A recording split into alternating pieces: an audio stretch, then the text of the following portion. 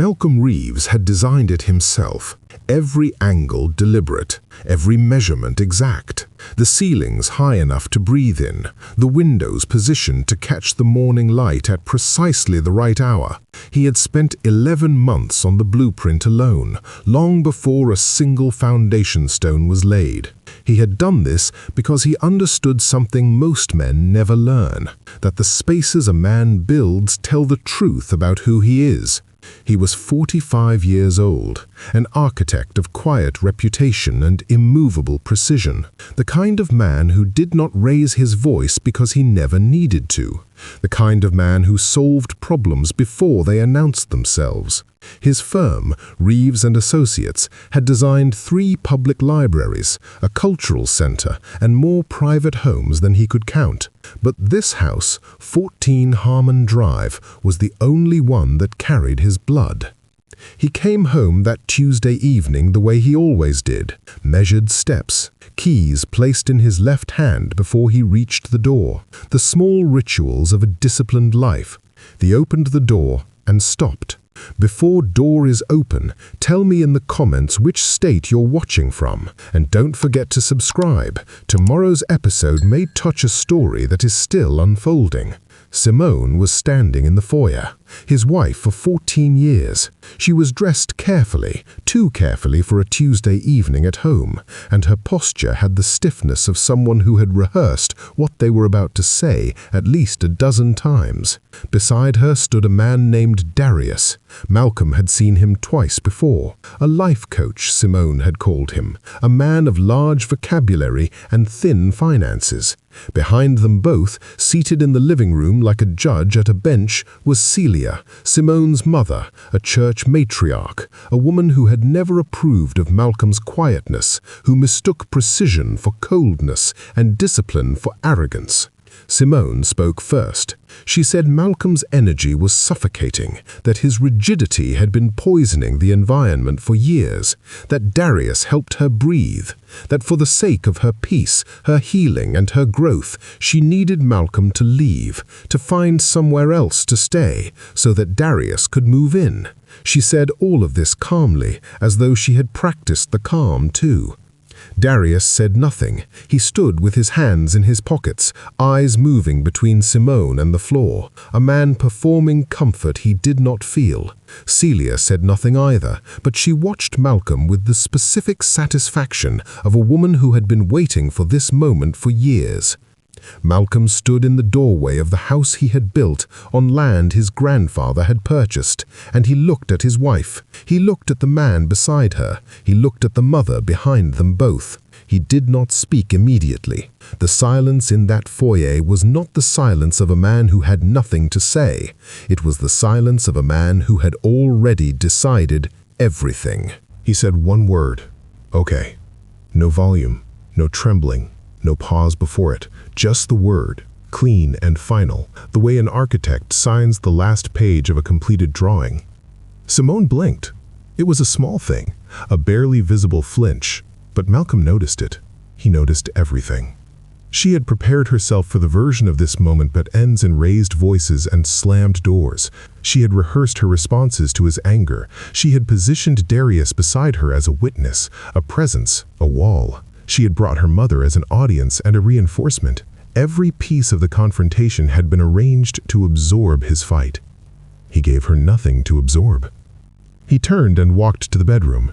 Not quickly, not with the tight mechanical stride of a man suppressing explosion. He walked the way he always walked, with the unhurried certainty of someone who knows exactly where he is going. He pulled a single bag from the top shelf of the closet. He packed his architectural tools first, his drafting pencils, his measuring instruments, a worn leather portfolio containing drawings that no one else in that house would ever understand. Then his father's jazz records, 12 of them, in their original sleeves, handled with the kind of care you reserve for things that cannot be replaced. Then a single manila folder, plain and unmarked, which he placed at the bottom of the bag with particular attention. He zipped the bag. He did not take his suits. He did not take his watch collection. He did not take the framed photographs on the dresser. He left behind everything that could be mistaken for sentiment. He took only tools. He walked back through the living room. Celia had not moved. Darius had shifted to the couch. Simone was standing in the same spot, arms folded now, watching him return. She expected something. Even in this final moment, she expected something. A last appeal, a question, a fracture in the composure. He stopped at the front door.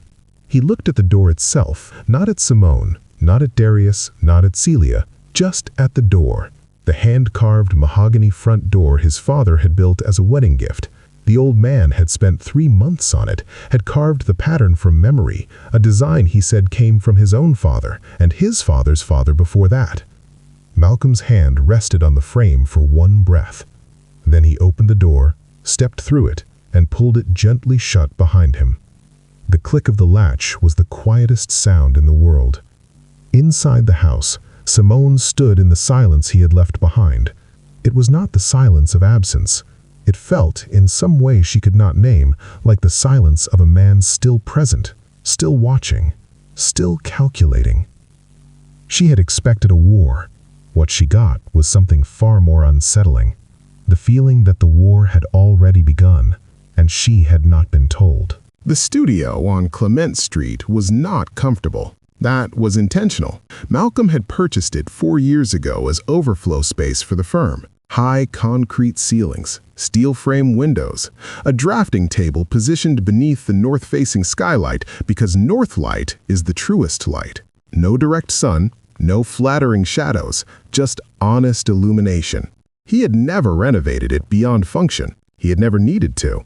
This was not a space for living. It was a space for thinking.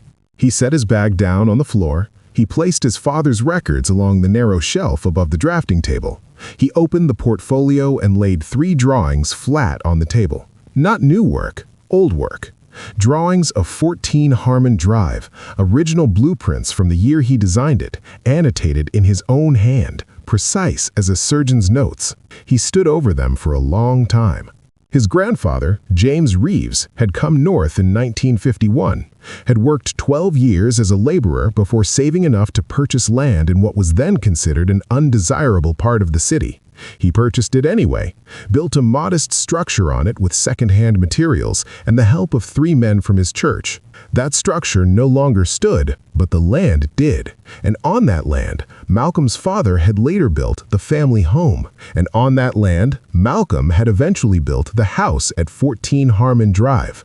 Not replacing what came before, but layering over it, the way civilizations do. 3 generations of black men building on the same ground. That ground was not a marital asset. It was a historical record.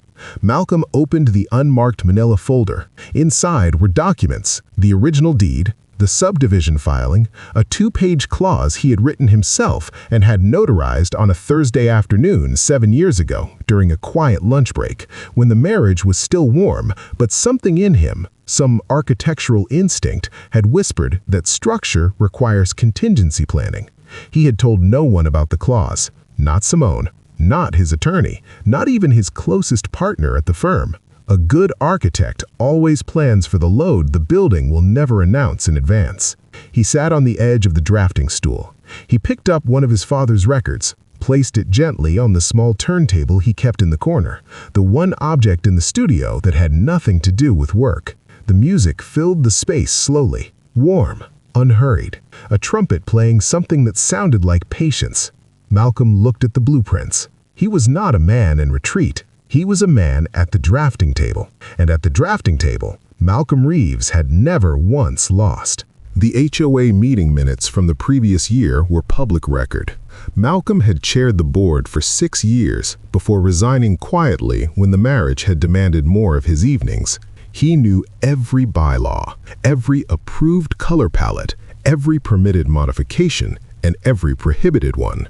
He had helped write several of them himself, with characteristic precision, with language clean enough to enforce and specific enough to hurt. He did not attend the next HOA meeting. He simply sent an email. It was addressed to Colonel Arthur Price, retired, a 71-year-old former military man who had moved into the neighborhood 8 years ago and had taken to HOA governance with the focused intensity of a man who missed having a command.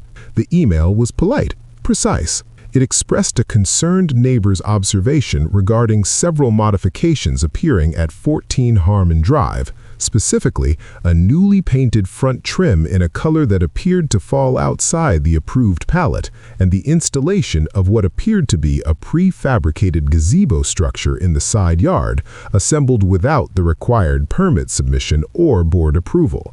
Malcolm sent the email from a generic address. He signed it, "A neighbor who respects the standards we built together." Colonel Price did not require encouragement. Within 72 hours, a formal notice arrived at 14 Harmon Drive. Within a week, a second. The fines were not catastrophic individually, $60 here, $120 there, but they arrived with the relentlessness of a slow structural leak, the kind of damage that does not announce itself until the ceiling begins to bow. Darius had no income that could be verified. His life coaching practice existed primarily on social media, sustained by a following of people who consumed his content for free and converted to paying clients at a rate he had never bothered to calculate honestly. He drove a leased vehicle with 2 months remaining on a payment plan he was already behind on. He had moved into 14 Harmon Drive carrying 2 suitcases and a confidence built entirely on Simone's salary and Celia's approval. The fines landed on him like weather he had no coat for. Simone paid the first 2 without telling him. She absorbed them quietly, the way people absorb early signs of a mistake they are not yet ready to name. But Darius discovered the notices. He read them at the kitchen table, with his jaw tightening in the particular way of a man who has encountered a problem he cannot charm away.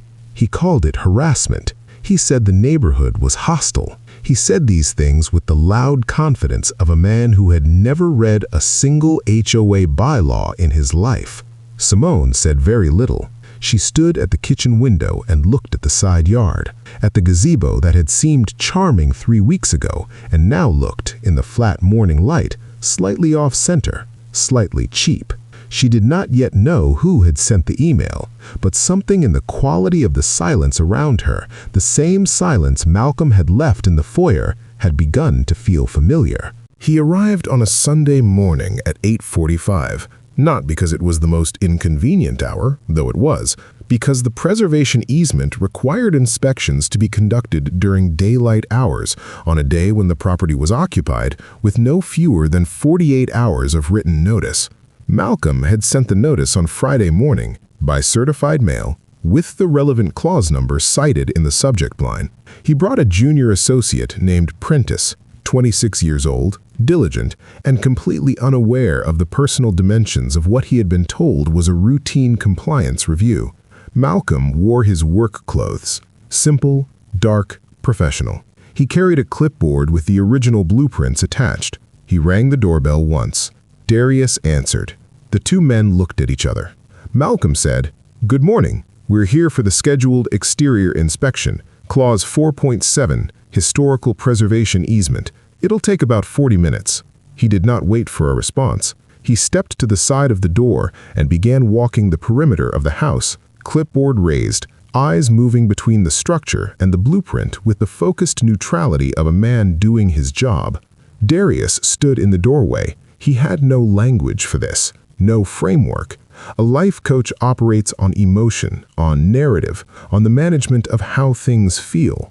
What Malcolm had brought to the front door was something else entirely, the cold bureaucratic machinery of documentation, and Darius had no tools to dismantle it.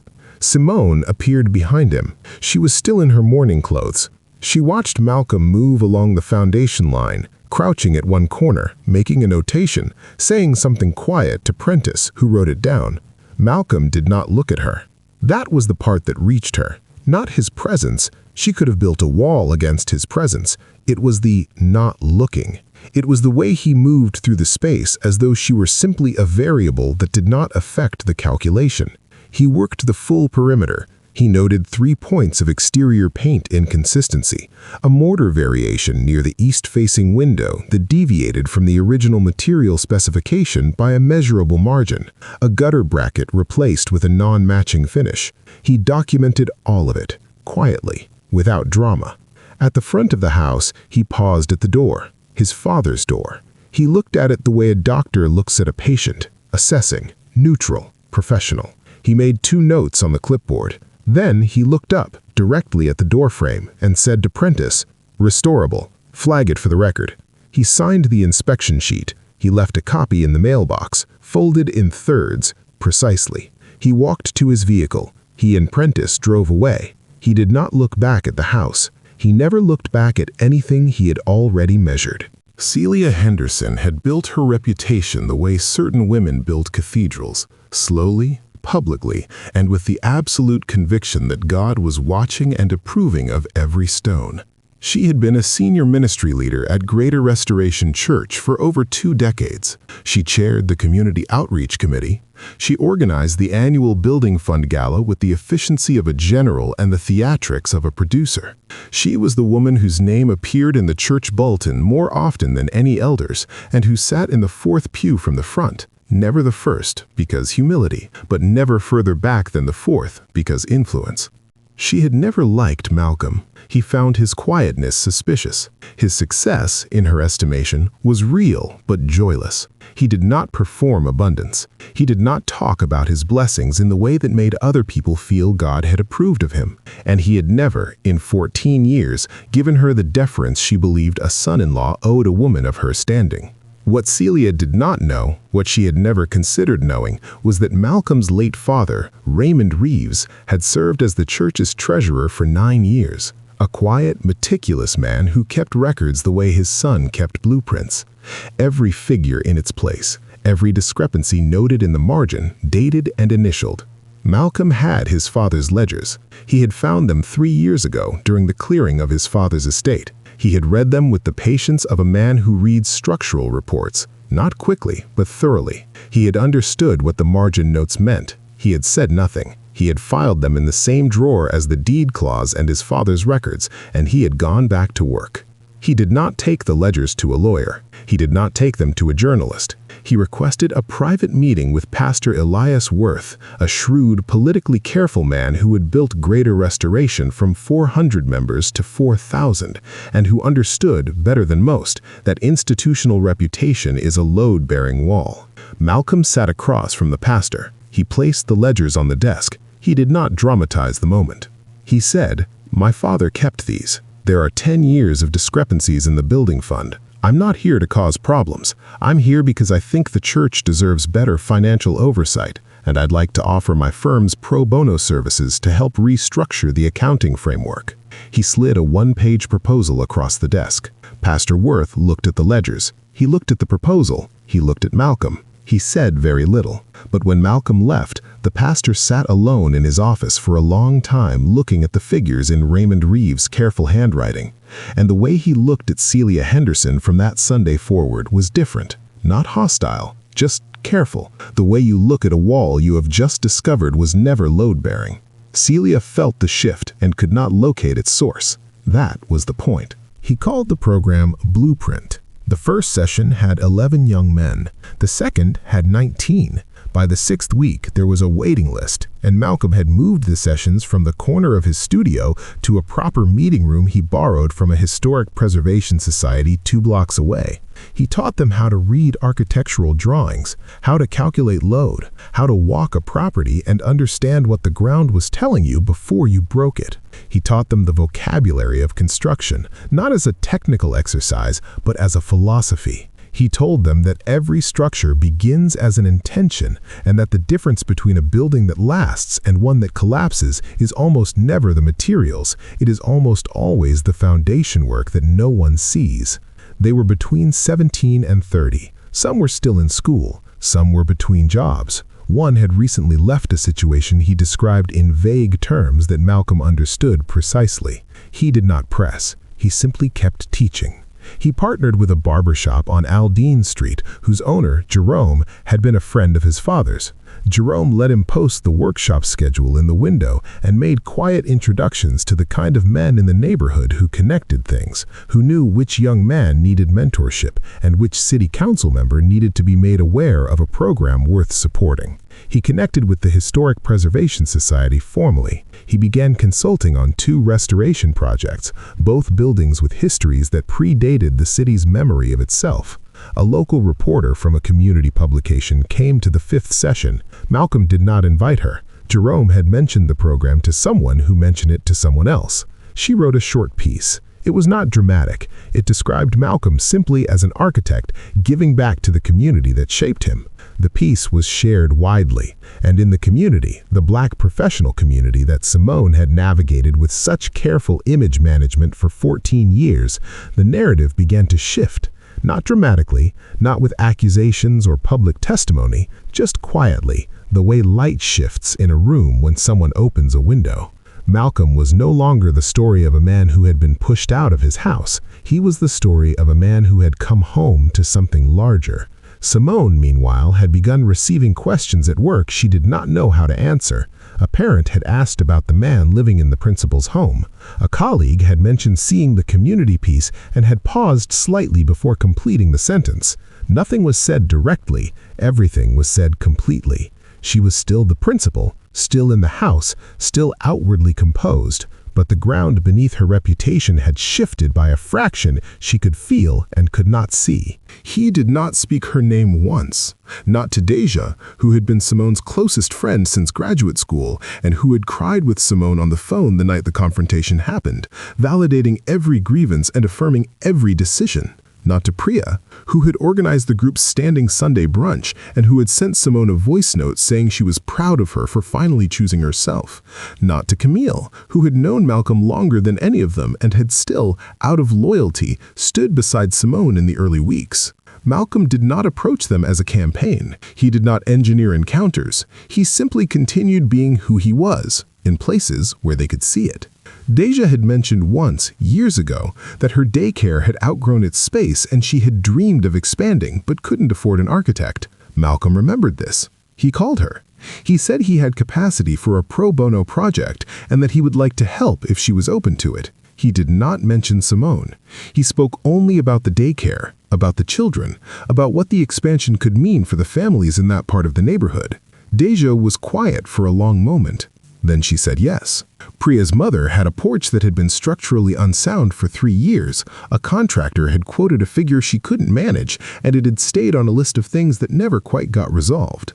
Malcolm heard this through Jerome, who heard it through the neighborhood's quiet information network. He sent a contractor he trusted with a note that said only, "No charge. Tell her it's from Raymond Reeves's son."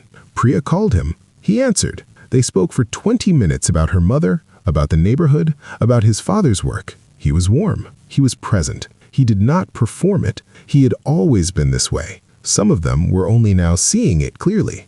Camille was the last. She had known him longest, and her loyalty ran deepest, and so her shift was the slowest and the most significant. She began asking Simone questions that were harder to answer. Not accusatory questions. Camille was too measured for accusation. Just questions with more weight in them than before. Questions like, "Do you think this is what you wanted?" And "What does Darius actually do now that he's there every day?" Simone began arriving at Sunday brunch looking slightly less certain. The group did not turn against her. They were not that simple, and Malcolm had not wanted that. What he had done was simply make the truth about himself visible, and the truth had done the rest. The circle was still there, but it no longer held her the way it had. There were questions inside it now, small fractures, the kind that do not announce themselves until the weight becomes too much. She was still standing, but the structure around her had changed. It was a Saturday evening in the 3rd month. The HOA fines had reached a figure that Darius could not contextualize as anything other than a personal attack. The inspections had continued, 3 more, each documented, each unanswerable because Malcolm's documentation was flawless. The social events Simone had organized to maintain appearances had grown quieter. Fewer people came. Those who came stayed less long. Darius had begun to fill the house with his voice in a way that Malcolm never had. He spoke loudly about what he deserved. He spoke about enemies and systems and people who were threatened by authentic love. He reframed every external pressure as persecution because that was the only framework available to a man who had never learned to examine his own structure.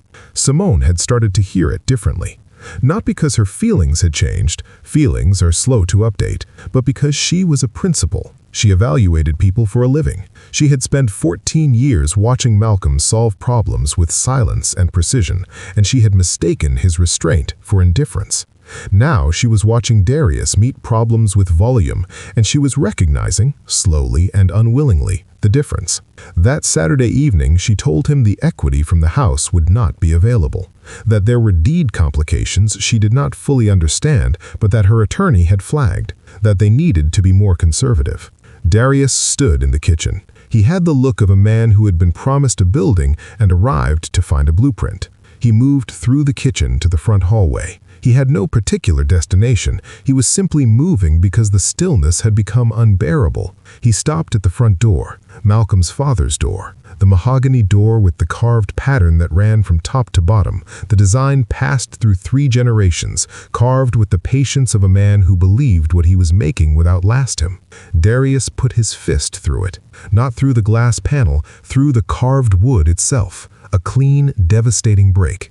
Simone stood at the end of the hallway. She did not scream. She looked at the door, at the broken pattern, at the splintered wood on the floor which had been standing for 14 years and which had been built by a man who was already gone and could not be replaced. She understood something in that moment that no conversation had been able to deliver. She called Malcolm that night. He answered on the second ring. She said she was sorry. She said she understood now what she had not understood before. She said it slowly, without performance, the way a person speaks when they are not managing an impression but simply telling the truth. Malcolm listened to all of it. When she finished, he said, "I appreciate that." A pause. "But you made a choice, and I watched you make it.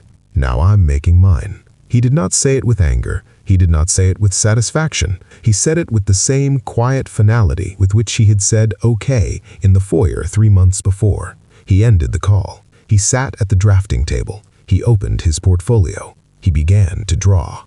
The divorce was not contested. Malcolm did not fight for the house. He did not need to. He exercised the clause, the 2-page document notarized on a quiet Thursday 7 years ago and forced a structured sale. The process was clean and procedural, the way Malcolm preferred all processes to be. His attorney described it as the most organized dissolution she had encountered in 11 years of practice. The equity was substantial. He used it to fund a project he had been quietly designing for 8 months in the margins of his other work, a mixed-use building. Ground floor, a community center with a workshop space. Second floor, affordable studio units for young tradespeople and artists. Third floor, a small archive dedicated to the neighborhood's architectural history, donated to the Historic Preservation Society in perpetuity. The site was a former jazz club on Denison Avenue called the Harmon Room. His grandfather had gone there on Friday evenings in the 1950s and had told Malcolm's father stories about the music, about the people, about what it meant to have a place in a city that had not yet decided to let you belong. The club had been shuttered for 12 years. The building had been deteriorating. Malcolm had purchased it quietly, 18 months before the divorce was filed. He had known, on some level, long before the foyer. The ribbon cutting was on a Thursday morning in early spring. The community came. Jerome from the barbershop, Prentice, who had stood beside him at every inspection with a clipboard and a focused expression, the pastor, who shook Malcolm's hand with both of his and said something quiet that Malcolm received with a nod. The young men from the blueprint workshops, several of whom had worked on the building itself as part of a paid apprenticeship program Malcolm had structured with a local trades union. Deja was there. Priya was there. Camille stood near the back and caught his eye once and gave him a nod that contained more than a nod usually holds. Beside Malcolm stood a woman named Ruth, an archivist who worked with the Preservation Society, who had first spoken to him over a property dispute 6 months ago, and who had, over the subsequent months, simply remained present in the way that people remain present when they recognize something worth staying near. Malcolm gave a short speech. He did not speak about his marriage. He did not speak about loss or betrayal or any of the things the story could have been reduced to. He spoke about his grandfather's hands, about his father's door, about what it means for a man to build something that outlasts the conditions that shaped him. Then he stepped to the entrance of the community center. The door was there, his father's door, the mahogany door with the carved pattern. It had been restored by a craftsman Malcolm had flown in, a man who had trained in the same tradition, who had spent 6 weeks returning the broken panel to its original form. It was not perfect. You could see, if you looked closely, where the repair had been made. Malcolm had asked the craftsman not to hide it. He believed repaired things should be allowed to show their history. He placed his hand on the door, flat palm against the carved wood. One breath. Then he pushed it open and walked inside. Across the city, in a modest apartment she had moved into 2 months prior, Simone watched the news segment alone. The camera showed the building, the crowd, the door, Malcolm's hand on it before he entered. She stood at her window. She had ruled a community once, had managed its perception of her with careful, exhausting precision, had chosen, when given a choice, between a man who built and a man who spoke beautifully about building, the wrong one. She understood this now. Not with bitterness. Bitterness would have been easier. With clarity. The particular clarity that arrives too late to be useful and too complete to be ignored. Outside, the city moved. The community gathered. Inside the building on Denison Avenue, the blueprint students were arranging chairs for the first workshop. The door stood open. Malcolm did not look back. He never did. If you enjoyed this story, like this video and leave a comment telling me what you thought. And if you're not already subscribed to the channel, please subscribe and hit the notification bell to get alerts for new stories like this one. Thanks for watching.